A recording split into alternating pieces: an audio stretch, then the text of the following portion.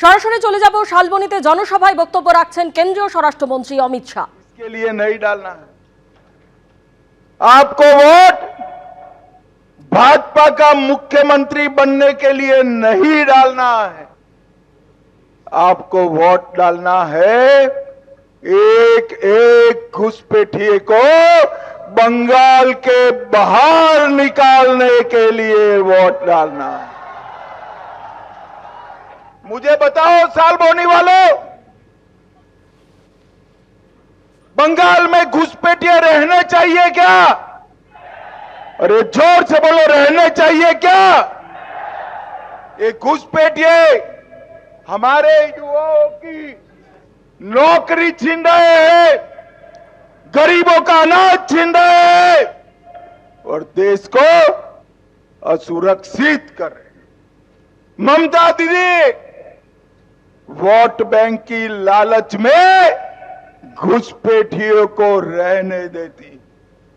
सालबोनी वालों, मैं कहकर जाता हूं, आप भाजपा सरकार बना दो, 5 तारीख के बाद न केवल बंगाल, देश भर से एक एक घुसपैठियों को अपने वहां वापिस भेजने का काम। सालबोनी वालों, आप सिंडिकेट से परेशान हो या नहीं हो? जरा जोर से बोलो, हो या नहीं हो? सीमेंट खरीदना है सिंडिकेट टैक्स, बालू खरीदना है सिंडिकेट टैक्स, ईंटा लेना है सिंडिकेट टैक्स। ये ममता के गुंडे बंगाल की जनता का जीना हराम कर।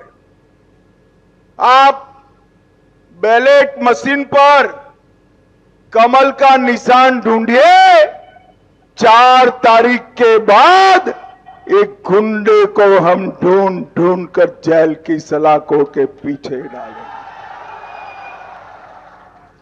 भाइयों बहनों, ये ममता के गुंडे हर बार वोट डालने वालों को परेशान करते हैं। मैं आज उनको चेता कर जाता हूं, 23 तारीख को घर के बाहर मत निकलना। ममता के सारे गुंडे कान खोलकर सुन ले, 23 के बाद 23 तारीख को पर जनता को परेशान किया तो 5 तारीख को उल्टा लटका कर सीधा करने का काम करेंगे। भाइयों बहनों, ये पश्चिमी मिदनापुर की 15 सीटों पर कमल खिलाने का काम मिदनापुर की जनता ने करना है। अम्फान आपदा का मोदी जी ने 3000 करोड़ रुपया भेजा, सारा ममता के गुंडे खा गए हैं। मगर मैं आपको भरोसा दिखाता हूं, ममता के गुंडों ने जो गरीबों का पैसा खाया है, इसकी एक एक पाई उनसे वापिस लाने का काम भारतीय जनता पार्टी की सरकार। मोदी जी ने गरीबों के लिए पक्का मकान भेजा, राशन भेजा, ये गुंडे खा रहे हैं। मैं आज यहां बता रहा हूं कि यहां पर जिंदल स्टील के प्रोजेक्ट का वादा किया, प्रोजेक्ट हुआ है सालबोनी वालों? अरे जोर से बोलो, हुआ है क्या? ये प्रोजेक्ट केवल मोदी जी ही पूरा कर सकते हैं, हम इसको पूरा करने का काम करें। भाइयों बहनों, सालबोनी की नदियों में से बालू निकाल लिया जाता है। अब भाजपा सरकार बना दो, एक कंकर भी चुराने नहीं देंगे, एक कंकर भी चुराने नहीं।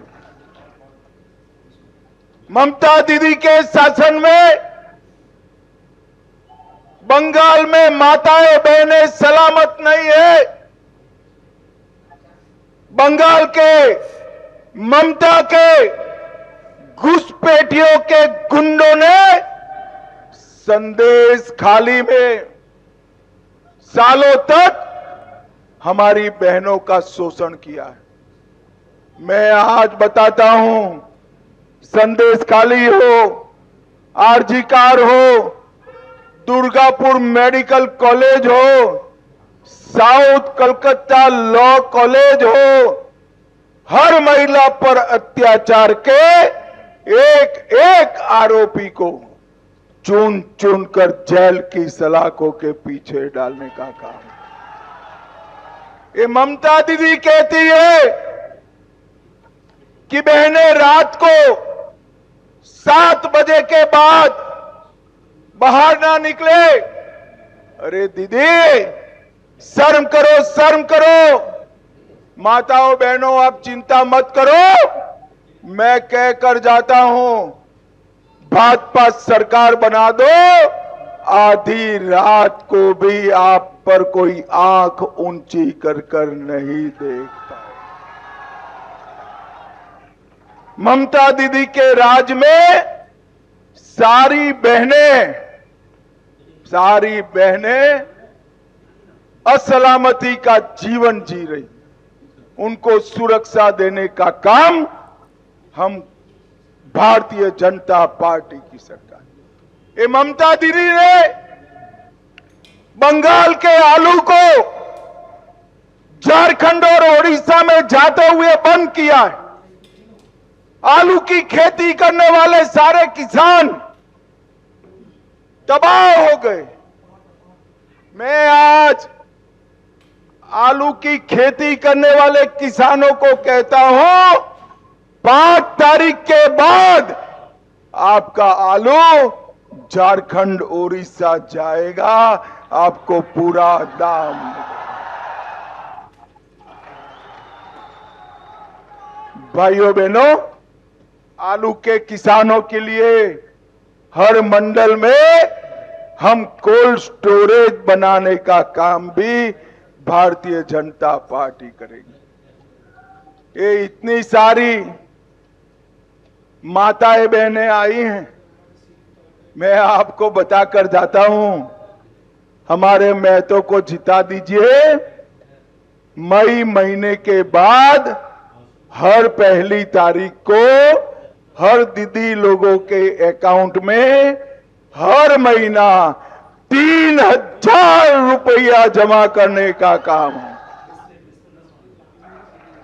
जितने भी बेरोजगार युवा है, सभी बेरोजगार युवाओं को हर महीना 3000 रुपया उनके बैंक अकाउंट में जमा कर दिया जाएगा। गर्भवती माताओं को 21,000 रुपया भाजपा सरकार देगी। और माताओं बहनों, कोई सरकारी बस में टिकट नहीं लेना है। सारी बहनों को फ्री ऑफ कॉस्ट, मुफ्त में ट्रैवलिंग करने की अनुमति दी जाएगी। इतने सारे दीदी लोग हैं, इतने सारे युवा हैं। मुझे बताओ भाई, बंगाल में कुछ लोग 4-4 शादियां कर रहे हैं, बंद करना चाहिए या नहीं करना चाहिए? मालूम है ना कौन 4 शादी करता है? अरे जोर से बोलो, मालूम है ना? मालूम है ना? हम यूसीसी लाएंगे, बंगाल में कोई 4 शादी नहीं कर पाएगा, कोई 4 शादी। हम सारे सरकारी कर्मचारियों को 7वां वेतन आयोग समय पर देंगे और डीए देने का काम भी 45 दिन में भारतीय जनता पार्टी की सरकार कर देगी। भाइयों बहनों, हर युवा को उद्योग लगाने के लिए 10 लाख की लोन देने का काम भारतीय जनता पार्टी करेगी।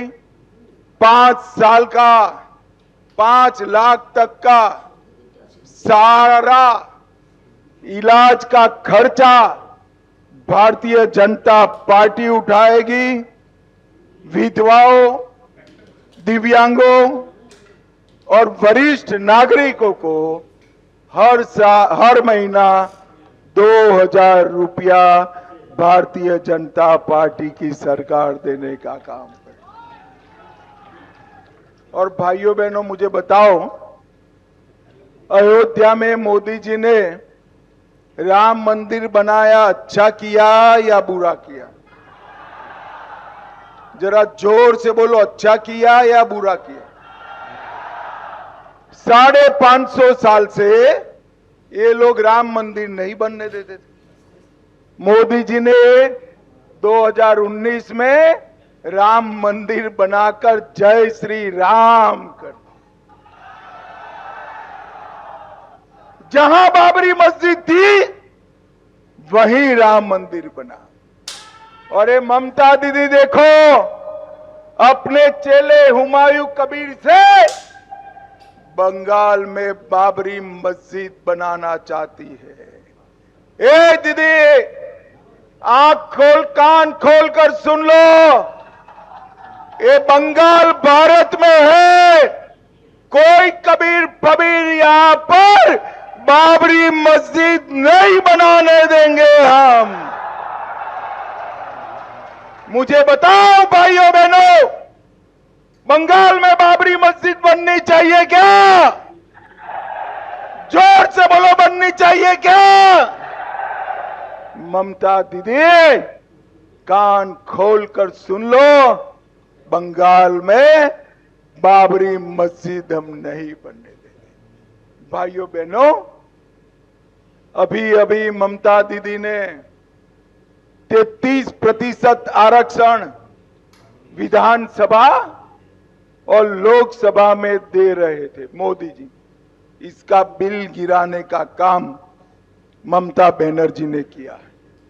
भाइयों बहनों, इनको देश की सुरक्षा का कोई संज्ञान नहीं, इनको घुसपैठिए ही दिखाई पड़ती। अपने भतीजे को वो मुख्यमंत्री बनाना चाहती है। मुझे बताओ सालबोनी वालों, भाईपो को मुख्यमंत्री बनाना चाहिए क्या? जोर से बोलो, बनाना चाहिए क्या? ये लोगों को गुमराह कर रही है कि बंगाल का मुख्यमंत्री बाहर ही आएगा। आज मैं कह कर जाता हूं, बंगाल का अगला मुख्यमंत्री भारतीय जनता पार्टी का होगा। बंगाल का अगला मुख्यमंत्री बंगाल में ही जन्मा हुआ होगा। एबीपी आनंद एगिए थाके, एगिए राखे।